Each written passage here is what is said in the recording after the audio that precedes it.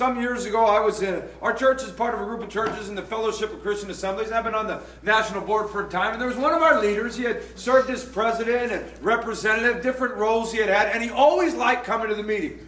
And he was a wise pastor. He had pastored many decades, and we loved hearing him. He was funny, he was witty, he was intelligent, made good decisions, and man, could he pray.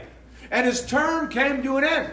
And when your term comes to an end, you got to allow a different person, a different representative to come, kind of like our national government. And so we were teasing him because he loved serving so much. And we said, what are you going to do now at home? Now you're not going to be at the board meetings with us. Now you're not going to be in meetings for 8 hours a day for a week. What's your life going to be like now? And he kind of looked a little sad. And then he said a phrase that we all stopped laughing. He said, guys, I'm a joiner. What does that mean? He goes, if you don't let me keep coming to this meeting, I'm going to find a different one. If you guys don't want my advice, I'll find another group of pastors that want my advice. And he's the kind of guy, there would be groups of churches clamoring to have him come to their board meetings. And so right away, we kind of huddled up. We go, we got a new position for you. You can stay on as long as you want.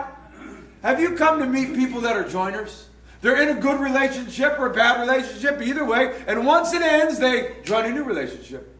They go from this boyfriend to that boyfriend to that boyfriend, but they can never be alone. They're kind of like an ant. An ant needs a colony. They're kind of like a bee. A bee needs a hive. We are social animals, and we look to link up. We look to join. And I am not deceived. The biggest religion in America doesn't have pews, doesn't have steeples.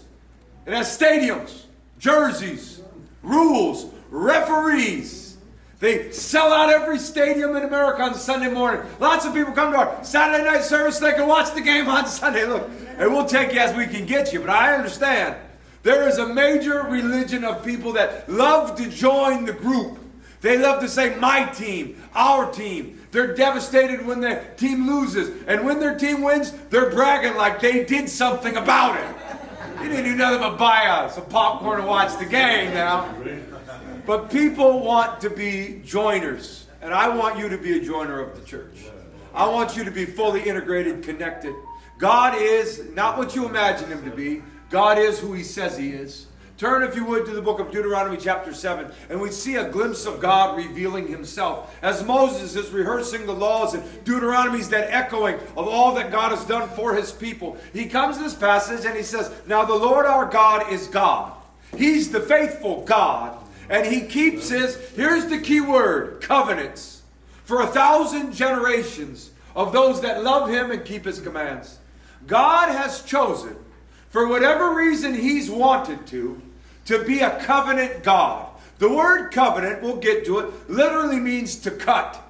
God has chosen to be a contractual God. It means to make an agreement, to make a bond, to make a pledge. For most of us, the only covenant that we will really truly enter is the covenant of marriage. For some of us, we might make other agreements. You might sign other contracts with businesses, and that's a type of covenant, but it's not the covenant of the cutting. You see, God is faithful. God makes covenants. We break covenants, but Jesus wants to remake those covenants. Young ladies, if a man were to come to you and say, hey, young lady, are you single? And you said, yes, you're kind of cute, all right. You know, here's my number, call me maybe kind of thing. And he says, hey, maybe I could, I don't know, maybe we could hang out sometime. You might go, well, I'm not quite sure what you mean by that. Hang out sometimes kind of a big phrase. What if he said, hey, what do you think we could get coffee sometime?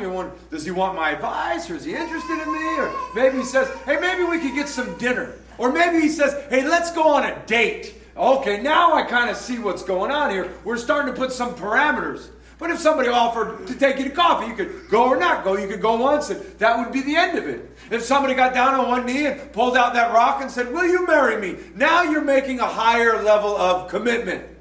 What if, on the first date, they got down on one knee and said, I think you're beautiful. You're the person of my dreams. I want you to marry me. Let's go to Las Vegas right now. You'd probably be like,